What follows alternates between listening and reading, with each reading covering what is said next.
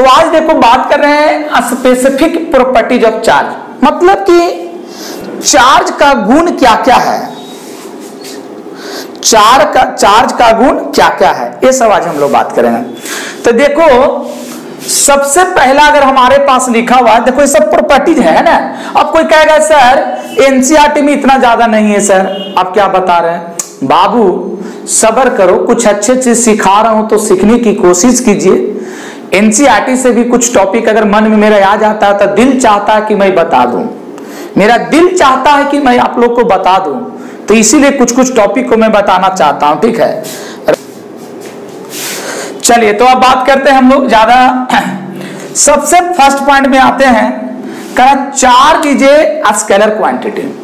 सुनिए ध्यान से और लिखिए ध्यान से, ये सारा आप लिख सकते हैं। सभी को वन बाय वन एनालिसिस करते हैं। तो सबसे पहला पॉइंट पर आते हैं, रणवीर राय गुड इवनिंग, सभी को गुड इवनिंग, ऑल ऑफ को सभी को गुड इवनिंग। यार कितना नाम लूंगा, ठीक है ना।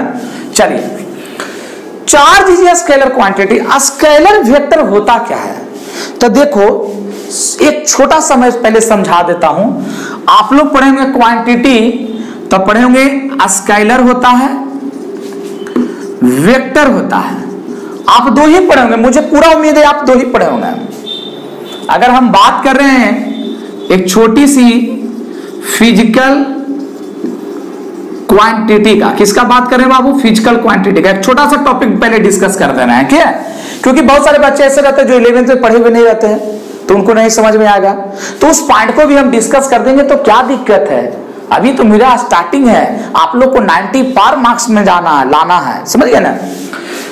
तो चलिए सबसे पहले अगर आप फिजिकल क्वांटिटी की बात पढ़ोगे तो दो तुम लोग पढ़ा होगा। एक नाम सुना होगा स्केलर क्वांटिटी, वेक्टर क्वांटिटी, लेकिन मेरे तरफ से आप लोग याद रखिएगा कि 4 क्वांटिटी होता है, स्केलर, वेक्टर, टेंसर, और एक जो होता है क्वांटिटी होता है बाबू, क्या होता है, रेशियो क्वांटिटी होता है। स्केलर, वेक्टर, टेंसर और एक क्या होता है, रेशियो क्वांटिटी होता है ना। बोलेगा सर हम लोग ने तो अभी तक दो ही पढ़ा है, कोई बात नहीं, मैं पढ़ा रहा हूं ना, मैं आप लोग के साथ हूं ना, आप लोग मेरे साथ रहिए, आप मुझे, मैं आपको सपोर्ट कर रहा हूं। देखो कोई भी क्वांटिटी हो, कोई भी फॉर्मूला अगर है फिजिक्स का, तो देखो दो ही चीज पर डिपेंड करता है, मास, जिसको ऐसे अगर शॉर्ट में हम बोले तो मैग्नीट्यूड और डायरेक्शन की बात करें, किस चीज पर डिपेंड करता है। एक का नाम है मैग्नीट्यूड और दूसरा का नाम है डायरेक्शन। हिंदी में बोला जाता है परिमाण और दिशा, है ना। दो चीज पर डिपेंड कर रहा है, तो दो चीज पर डिपेंड कर रहा है। तो नाइस सर, बहुत अच्छा, ठीक है, आप लोग जल्दी चलो, ठीक है, करने दीजिए, कमेंट करते रहिए, कोई बात नहीं, बहुत अच्छा प्यार आप लोग मिल रहा है आप लोग का। हाँ ठीक है, ठीक है, they are more two ratio, tensor ratio. सबसे पहले अगर बात करें स्केलर का, तो जिसमें सिर्फ और सिर्फ मैग्नीट्यूड होता है, डायरेक्शन नहीं होती है। जिसमें सिर्फ मैग्नीट्यूड होता है, डायरेक्शन नहीं होती है, तो उसको हम लोग क्या बोलते हैं, स्केलर बोलते हैं। और बाबू जिसमें magnitude as well as definite direction, magnitude as well as definite direction, उसको क्या बोलते हैं, वेक्टर बोलते हैं। तो कोई बोलेगा सर टेंसर क्या होता है, टेंसर किसका नाम है टेंसर। चलो यार देखो, जिसमें मैग्नीट्यूड और डायरेक्शन दोनों नहीं होती है, तो बोलेगा यस ठीक है, तो हम लोग को सर नहीं पढ़ा है कि मैग्नीट्यूड और डायरेक्शन नहीं होता। सोचो क्या होता है, मैग्नीट्यूड और डायरेक्शन तो नहीं होता है, बट टेंसर क्वांटिटी जो होती है बाबू, वो ज्योमेट्रिकल फॉर्म पर डिपेंड करता है, ज्योमेट्रिकल पर, ज्योमेट्री पर डिपेंड करता है। ज्योमेट्री मतलब समझता है ना, कंस्ट्रक्शन जो हम लोग बनाते हैं। जैसे हम आपको बोले एक लाइन खींचो, तुम कर लीजिए ना सर, खींच दिए, हम तुमको मैग्नीट्यूड बताए थे नहीं ना। क्या हम तुमको डायरेक्शन बनाए थे कि लेफ्ट से राइट की राइट से लेफ्ट जाना, नहीं, तो तू कैसे बना दिया, तो यही बात है कंस्ट्रक्शन के, है ना। जैसे आप लोग पढ़ोगे, ज्योमेट्री भी पढ़ोगे 10 क्लास में, कुछ कुछ अगर पढ़ा होगा तो तुमको याद होगा। तो टेंसर क्वांटिटी में मैग्नीट्यूड और डायरेक्शन नहीं होता है, बट ज्योमेट्रिकल फॉर्म में होता है। बात समझ में आई। रेशियो क्वांटिटी बोला जाता है magnitude as well, magnitude by direction कर सकते, चाहे तो ratio quantity just like a rational number. Rational number क्या होता है? P by Q where Q not equal to 0। P by Q होता है but where Q not equal to 0, तब उसको क्या बोलेंगे? रेशियो क्वांटिटी बोलेंगे। तो चलिए ये सब बात आपको समझ में आ गया, और यही पॉइंट को लेकर हम लोग को आना कितना है अब स्केलर क्वांटिटी पर। तो देखो हम बात करते हैं स्केलर क्वांटिटी में, तो कहा जाता है कि सर स्केलर क्वांटिटी जो होता है, चार्ज को स्केलर क्वांटिटी, हम बोलेंगे कि चार्ज कैसे स्केलर क्वांटिटी, हम बोलते हैं इसके इलेक्ट्रिक करंट, तो बोलेंगे सर लाइट तो जल, इलेक्ट्रिक करंट जो होता है वो स्केलर बोलता है, लेकिन उसको टेंसर क्वांटिटी में रखते हैं। किस में रखते हैं? टेंसर में। और जब मैं इलेक्ट्रिक करंट का चैप्टर बताऊंगा तो बहुत क्लियरली इस बात को मैं डिस्कस करूंगा। बात समझ में आया? अभी सिर्फ बात अगर हम करें तो बोल रहे हैं कि sir charge is a scalar quantity. आप बताओ कि चार्ज, एक मिनट यार, थोड़ा सा वोकल म्यूजिक ऑफिशियल, हिंदी पढ़ाइए, हिंदी पढ़ाइए, हिंदी पढ़ा, जरूर जरूर जरूर जरूर करूंगा बाबू, जरूर करूंगा। टाइम दीजिए, करूंगा, आप लोग को भी सेवा दूंगा, जरूर दूंगा, ठीक है। हाँ चलिए, चार्ज इज स्केलर क्वांटिटी। क्या चार्ज कभी तुम लोग देखे हो? चार्ज देखो, कोई बोलेगा हाँ सर देखे हैं, बैटरी चार्ज है। बैटरी में कहां चार्ज है? जब वो कहीं पर तुम यूज कर रहे हो तब तुम कहोगे चार्ज है, तो उसमें मैग्नीट्यूड है, डायरेक्शन नहीं है। मैग्नीट्यूड है बट डायरेक्शन नहीं है, तब हम लोग क्या बोलते हैं कि charge is a scalar quantity. क्या बोले? Charge is a scalar quantity.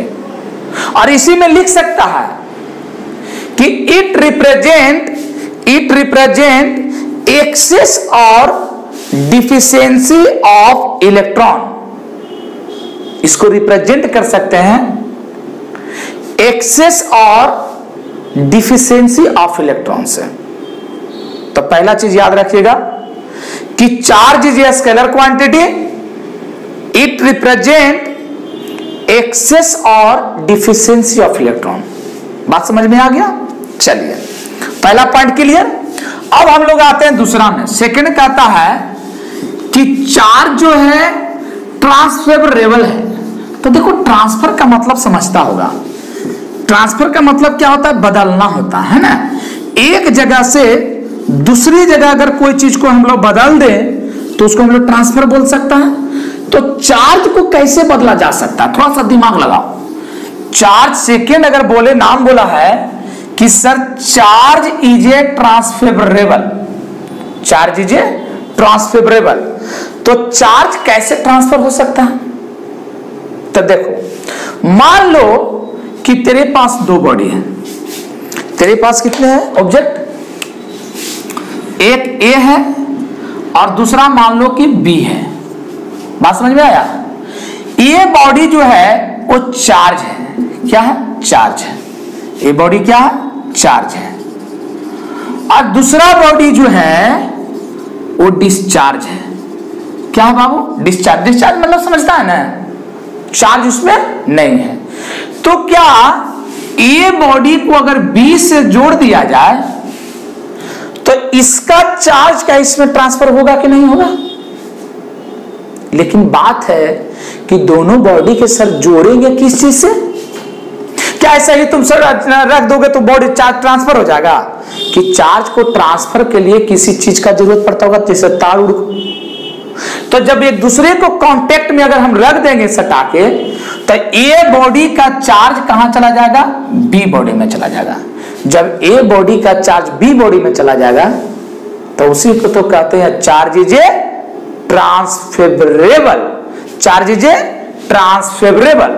तो फिगर बनाते चलना, ठीक है। तो कह सकता है इंग्लिश में अगर बोले, if a charge body is put in contact, if a charge body is put in contact with an another body, with an another body, then charge can be transfer one body to another body.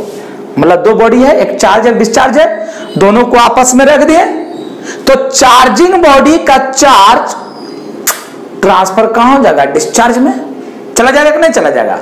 तब इसको बोलते हैं क्या? Charge is a transferable, charge is a transferable. बात समझ में आ गया?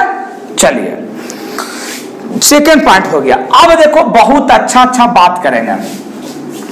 अब हम लोग आते हैं थर्ड प्रॉपर्टी पर। सेकेंड आपको समझ में आ गया होगा, आई होप आप लोग बहुत अच्छे हैं, समझदार हैं, प्यार से समझिए और जो बात बोलते हैं उसको मन करे तो लिखते भी जा सकते हैं, समझिए उसके बाद कभी पढ़िएगा और उसमें लिख सकते हैं, ठीक है ना।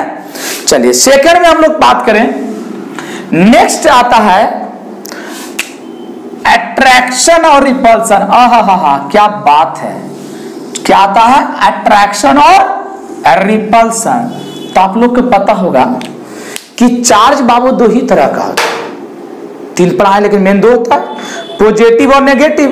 अब अगर तुम लोग ऑफलाइन पढ़ा होगा तो बताए हैं बहुत अच्छा ट्रिक में कि किसको बोलते हैं पॉजिटिव चार्ज, कौन कौन है पॉजिटिव चार्ज और कौन कौन है नेगेटिव चार्ज और कौन कौन है न्यूट्रल।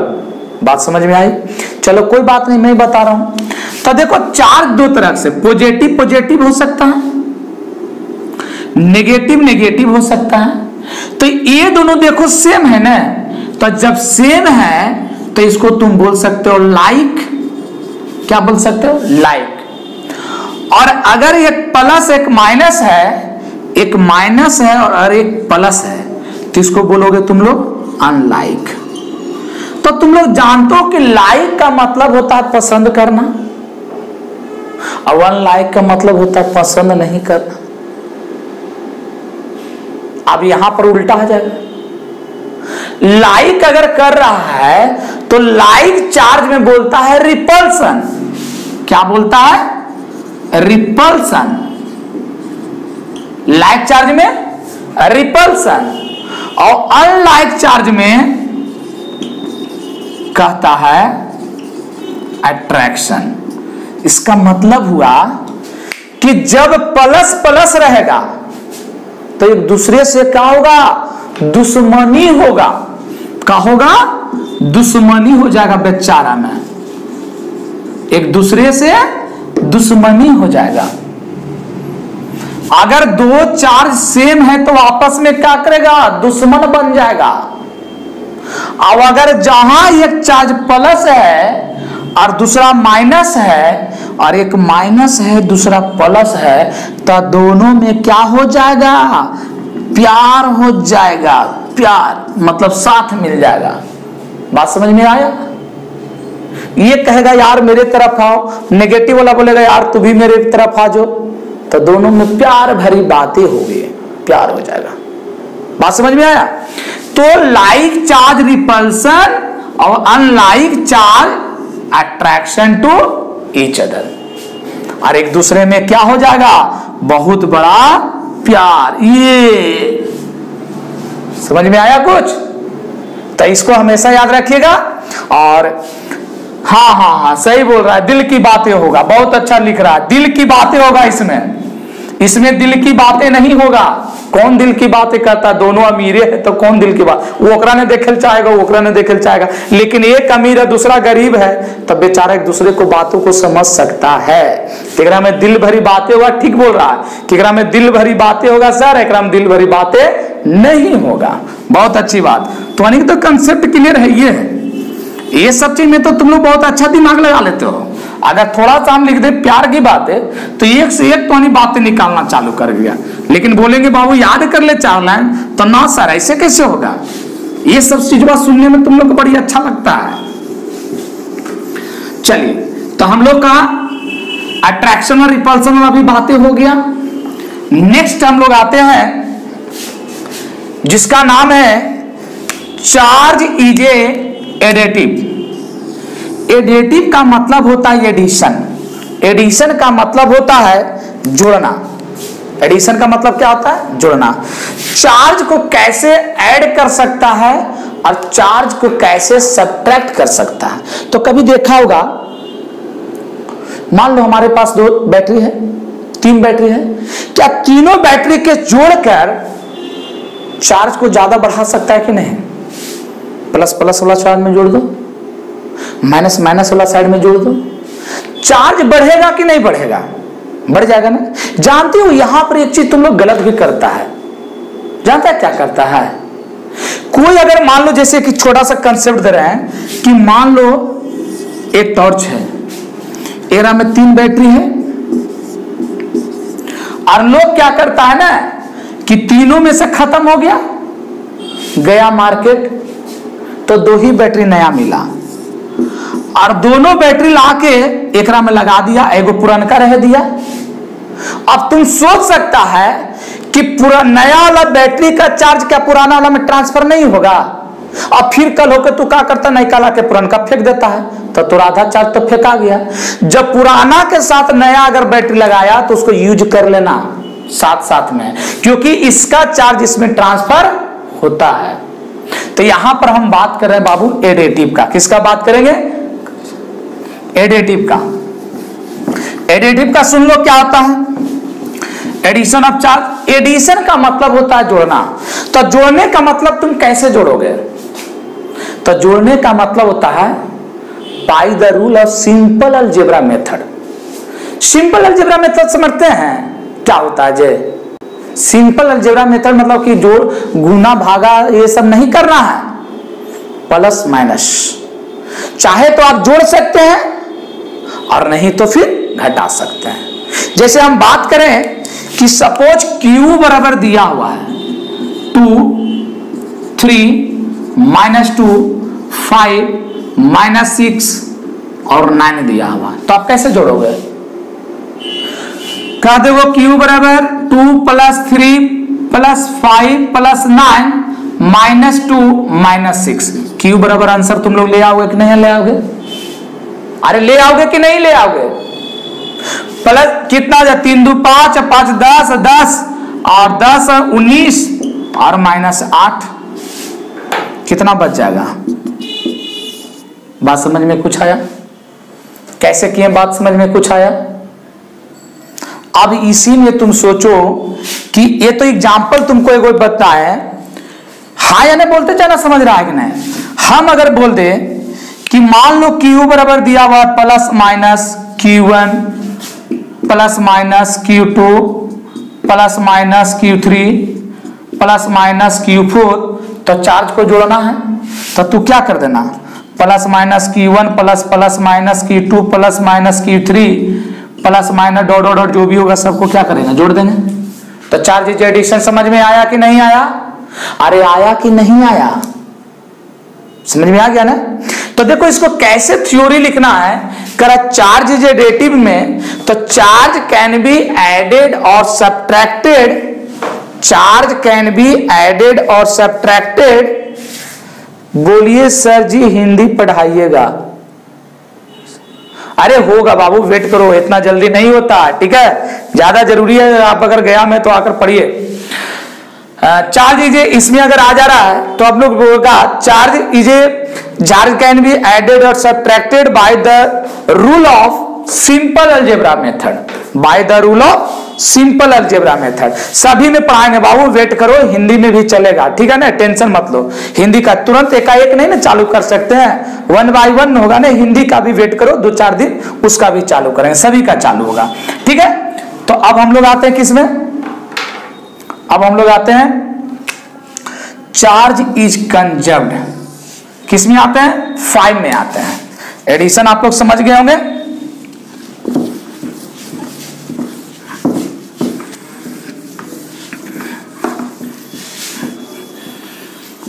कोई दीवान कहता है, कोई पागल समझता है, मगर धरती के बेचैनी तो बस बादल समझता है। चलो यहां आ जाओ, मेरा गाना मत सुनो। Charge is conserved. कंजर्व्ड का मतलब होता है कंज्यूम करना, पकड़ना। तो चार्ज कहां पर रह सकता है? चार्ज कहां पर रह सकता है? क्या चार्ज ऐसे फ्री हवा में घूमेगा? चार्ज कहीं ना कहीं कंजर्व्ड रहेगा कि नहीं रहेगा? हम किसका बात कर रहे हैं? चार्ज इज कंजर्व्ड की बात कर रहे हैं। तो चार्ज इज कंजर्व्ड में क्या होता है कि एन, देखो charge can B neither be created not destroyed. Charge can neither be created not destroyed, मतलब क्रिएट भी नहीं कर सकते हो तो आप डिस्ट्रॉयड भी नहीं कर सकते हो। तो इसको अगर लिखना है तो यहां पर charge can B neither be created not destroyed का मतलब हुआ इन an isolated system charge does not change with time. Charge ऐसा नहीं है कि तुरंत अभी रखे बैटरी चार्ज करके और तुरंत डिस्ट्रॉयड हो गया। चार्ज एक बैटरी में रहता है। बैठ कैसे कहते हो कि बैटरी का चार्ज खत्म हो गया? इसका मतलब उसको सेव करते हो। चार्ज क्या पहले से वो चार्ज को करके तुम रख दोगे, चार्ज बैटरी चार्ज है तो चार्ज खत्म नहीं होगा? खत्म होता है ना, डिस्चार्ज बिना यूज किए भी होता है। तो कंज्यूम्ड का मतलब, कंजर्व्ड का मतलब है कि आप कैसे रख सकते हैं। तो आप इसमें बोल सकते हैं in an isolated system total charge does not change with respect to time. Total charge does not change with respect to time. Individual charge may be change neither be created nor be destroyed. मतलब कि नहीं तो आप इसको बना सकते हो, नहीं तो खराब। Neither be created not destroyed, नहीं तो आप क्रिएट कर सकते, नहीं तो जल्दी आप क्या करोगे? इसको डिस्ट्रॉयड करोगे। तो उसको क्या नाम है? Charge is conserved. बात समझ में आया? अभी जो बताने वाले हैं वो इस बार एग्जाम में आएगा तो आएगा, मेरा चैलेंज है। अभी जो बताने वाले हैं इस बार आएगा एग्जाम में तो आएगा, मेरा चैलेंज है। लिख लो वहां पर कि इस बार एग्जाम में आएगा, लिख लो। अब क्या आएगा तो देखो मैं बता रहा हूं। आप लोग जानते हो बहुत इंपॉर्टेंट टॉपिक है, charge is quantized. Charge is quantized कैसे? देखो बहुत आगे वीवीआई कर देना इसको, बहुत इंपॉर्टेंट है ये।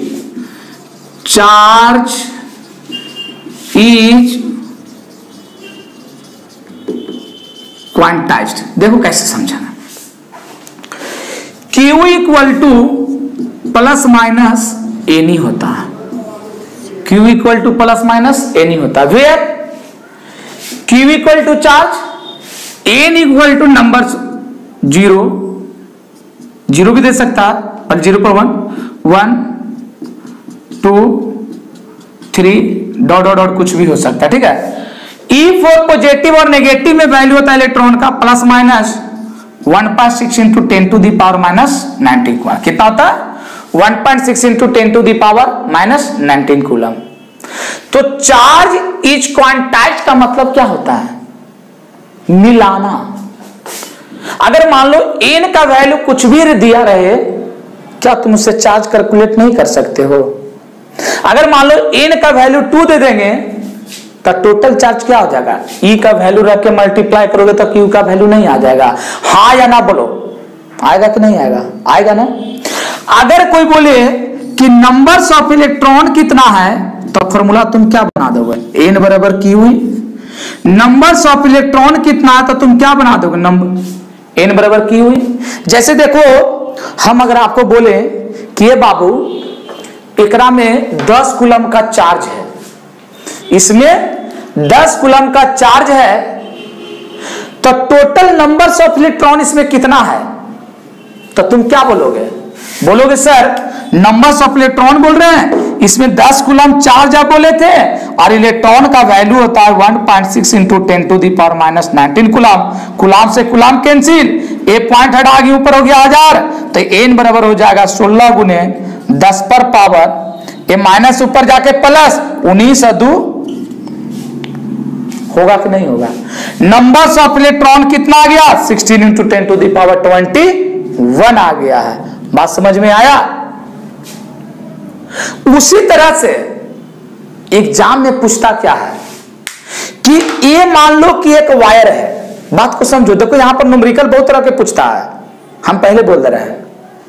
मान लो कि एक वायर है, इसमें 1 एम्पियर की करंट है, जा रहा है, इसमें 1 एम्पियर की करंट जा रहा है, प्रति एकांक समय के साथ, पर यूनिट टाइम के साथ चल रहा है, तो नंबर्स ऑफ इलेक्ट्रॉन कितना होगा? तो अब लो, सब कहेगा ले नंबर्स ऑफ इलेक्ट्रॉन एग्जाम में कैसे निकाले यार, क्या कैलकुलेट हम लोग को करना पड़ेगा?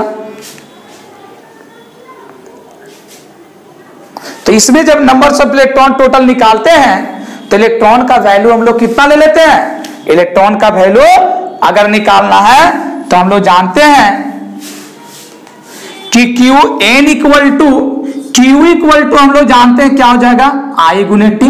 क्यों? क्योंकि I इक्वल टू होता है Q by t. I equal to क्या होता है? Q by t. तो Q equal to I into t. तो देखो Q के जगह रख दोगे तो नंबर्स ऑफ इलेक्ट्रॉन क्या आ जाएगा? I इंटू टी बाई होगा कि नहीं होगा? हाँ या ना बोलो, अरे हाँ या ना बोलो। अब क्या बोले थे हम न्यूमेरिकल इस पर कि इसमें कितना एम्पियर करंट जा रहा है? 1 एम्पियर। टाइम कितना है? 1 सेकेंड है। तो कैलकुलेट नहीं कर दोगे 1 एम्पियर गुने 1 by 1.6 into 10 to the power -19 coulomb. हाँ या ना बोलो। उसी तरह से आप किसी को भी पूछ सकते हो कि अगर मान लो कोई भी तार है, जैसे हम बोल दें कि ये देखो बाबू एक वायर है, उतारना है, उतार लो, उतार लीजिए फटाफट, पहले उतार सकते हो इसको जल्दी जल्दी। ये तो एक एग्जांपल दिए थे, इसको नहीं उतारेगा, उतारिए आप इतना। बहुत इंपॉर्टेंट है ये फॉर्मूला और ये फॉर्मूला, ये दो फॉर्मूला बहुत इंपॉर्टेंट है हर बार के लिए, ठीक है, उतारिए। इसी तरह से एक सुनना ध्यान से, एक तलवार की कीमत होती है उसकी धार से और इंसान की कीमत होती है उसके व्यवहार से। ये क्या मतलब समझ रहा है? एक तलवार अगर है तो उसका कीमत क्या है? धार है। और कोई भी इंसान है तो इंसान का क्या होता है? व्यवहार से पकड़ा जाता है। तो यहां समझते चलो, थोड़ा लिखते जाना, पर कहानी मत सुनते रहना। सर सिर्फ एनसीईआरटी बोर्ड लेवल नोट्स चाहिए। ऑफिस में कांटेक्ट कीजिए, जिसको जो चाहिए ऑफिस में मिलिए। चलिए इसको हटा रहे हैं बाबू।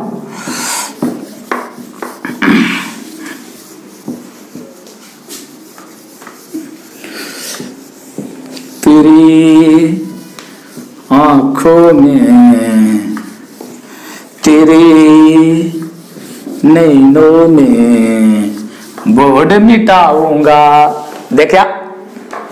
अब देखो एक न्यूमेरिकल दे रहे हैं इस पर, इसी पर दे रहे हैं, ठीक है, सुनिएगा ध्यान से। मान लीजिए कोई बोले कि बाबू एक वायर है, क्या है? वायर है, और इस वायर में 10 एम्पियर की करंट जा रहा है। कितना एम्पियर की? 10 एम्पियर के। और ए पॉइंट से बी पॉइंट तक जाने में जो टाइम लगा वो 2 सेकेंड लगा। कितना लगा? 2 सेकेंड। तो नंबर्स ऑफ इलेक्ट्रॉन कितना होगा? जल्दी जल्दी निकालो तो जरा फटाफट, मैं भी आज देखता हूं, फटाफट निकालो, निकालो जल्दी जल्दी। एक effect current carry conductor 10 flow of electric current 10 ampere per unit time कितना? टाइम कितना ले रहा है? 2 second. Find the numbers of electron. Numbers of electron निकालना, जल्दी निकालो। कैसे निकलेगा नंबर्स ऑफ इलेक्ट्रॉन? ये ऑलरेडी पूछ चुका है ऑब्जेक्टिव में, निकालिए फटाफट कैसे निकलेगा। नंबर्स ऑफ इलेक्ट्रॉन कैसे निकलेगा आप लोग निकाल सकते हैं।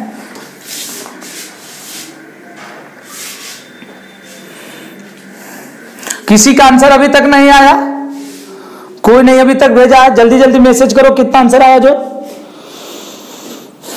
जब तक हम थोड़ा पढ़ रहे हैं। सर बाउंस जा रहा है इंग्लिश, इंतजार कीजिए हिंदी में भी आऊंगा, इंतजार कीजिए हिंदी में भी आऊंगा।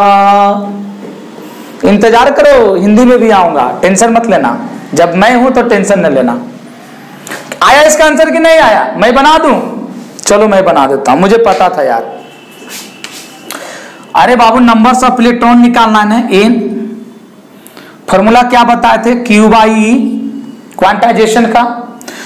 क्यू तो दिया हुआ है नहीं, आई दिया हुआ है, तो एन बराबर क्या आ जाएगा? I into t by e. Numbers of electron निकालना तो एन बराबर क्या आ जाएगा? I into t by e. तो आप बाबू आई निकालना है तो नंबर्स ऑफ इलेक्ट्रॉन निकालना है, तो आई का वैल्यू कितना है? 10 एम्पियर इंटू टाइम का वैल्यू कितना है? 2 सेकेंड बाई कितना हो जाएगा? 1.6 into 10 to the power minus 19 coulomb. हाँ या ना? अरे हाँ या ना? देखो वहां पर होगा कि नहीं। क्या इसको हम लोग लिख सकते हैं? एन बराबर हो जाएगा 10 to 20 ampere into second. Ampere into second को कूलम बोलते हैं। 1.6 10 to the power minus 19, point हटाएंगे ऊपर एक और 10 हो जाएगा, तो हो जाएगा बाबू 200। हाँ या ना? तो एन आई एम्पियर इससे ये कट जाएगा, कूलम हो जाएगा। तो एन बराबर हो जाएगा, इसको लिख सकते हैं 2 इंटू 10 टू दी पावर, इसको कितना कर सकते हैं? 2। अब बाई कितना हो जाता है? 16। नीचे माइनस में, ऊपर जाके इसको कर दें 10 टू प्लस में, तो ये कट जाएगा 8 दूनी 16। एन बराबर हो जाएगा 1/8 into 10 to the power 21, divide दे दो। एन बराबर कितना आ जाएगा? 0.8 10 टू दी पावर 21। अरे कैसे आया देख लो, तुम लोग से नहीं बना था। देख लो कैसे बनाए, देख लो। उतारो फटाफट, उतार लो, काम आ जाएगा। ऑब्जेक्टिव देता है यार, बना लो जल्दी जल्दी। 2 और बचा है, 2 के बारे में भी डिस्कस कर देते हैं। जल्दी जल्दी कीजिए, बताइए बड़ा बड़ा।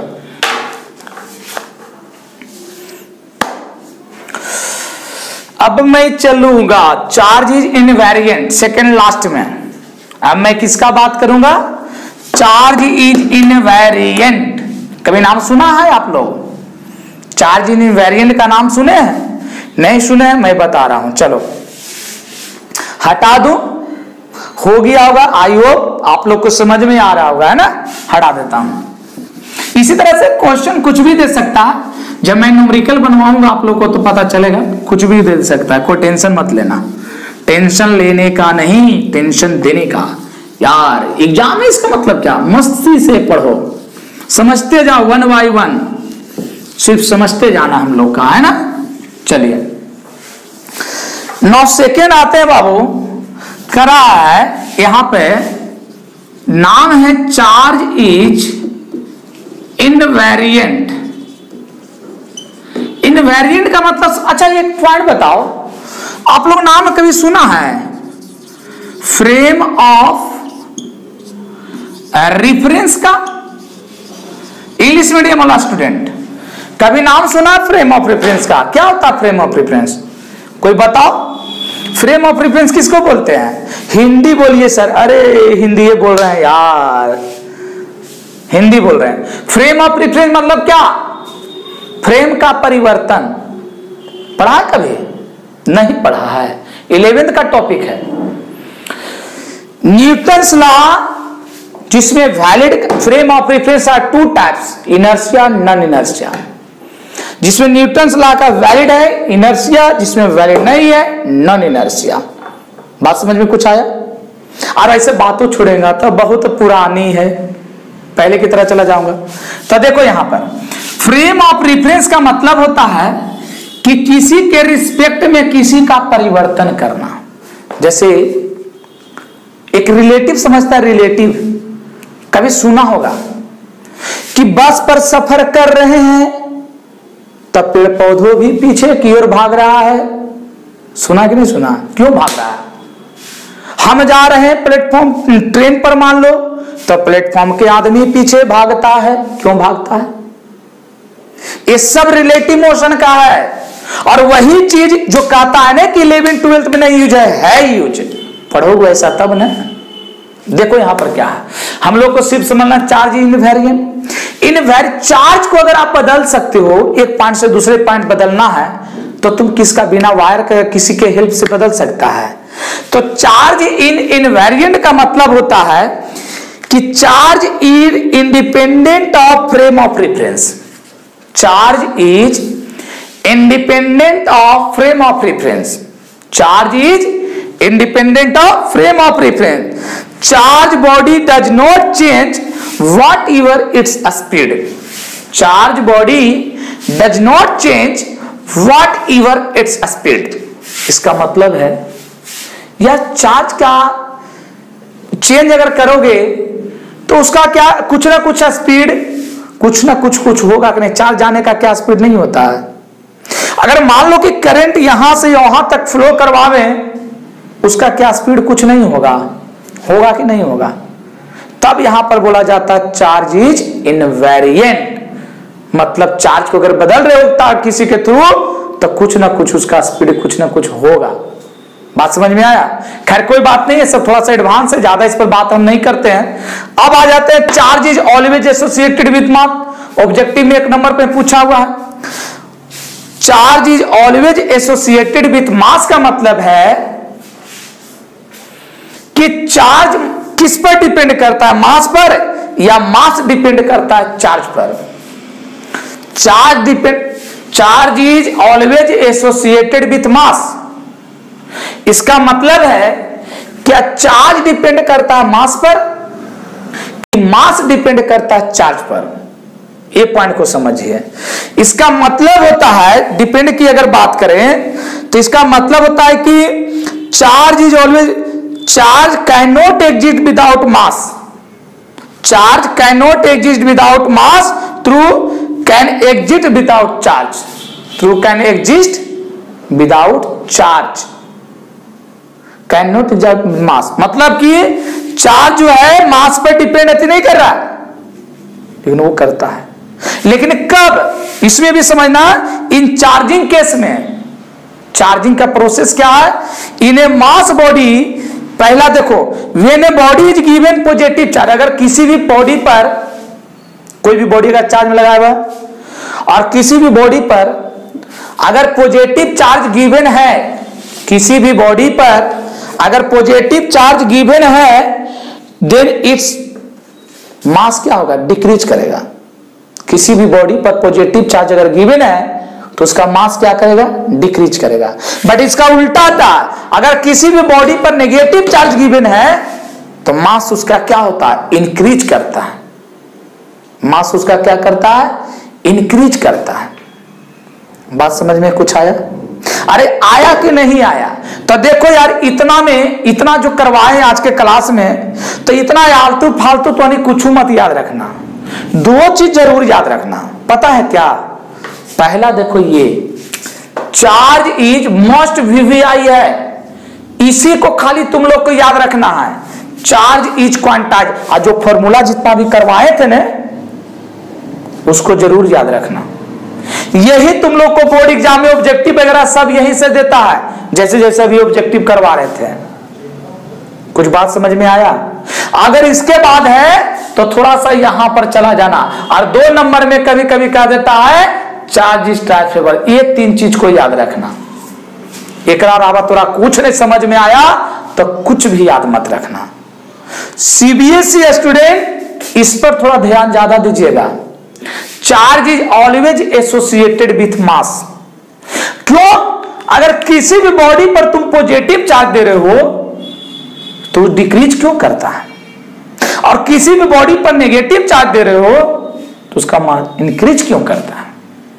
In case of charging system, in case of charging system. बात समझ में आया? तो मेन इसमें है एक charge is quantization, charge is transferable और चार्ज इज कंजर्व। ये 3 को सिर्फ याद रखना। इसके अलावा ज्यादा ये सब कंपेटिटिव लेवल है, लेकिन हमारा मन किया कि ये सब बातें को हम बता दें, इसलिए हम आप लोग को बता दे रहे थे और आप बता दिए। ठीक है, अब अगला टॉपिक का स्टार्ट करते हैं। थोड़ा सा हाईलाइट आज दे देते हैं, क्या स्टार्ट करेंगे कल, और वो टॉपिक सबको समझ में आएगा। क्या समझ में आएगा? उस टॉपिक का नाम है कूलॉम्स लॉ। क्या नाम है? Coulomb's law. ये टॉपिक को जितना ज्यादा से देखो बाबू, क्यों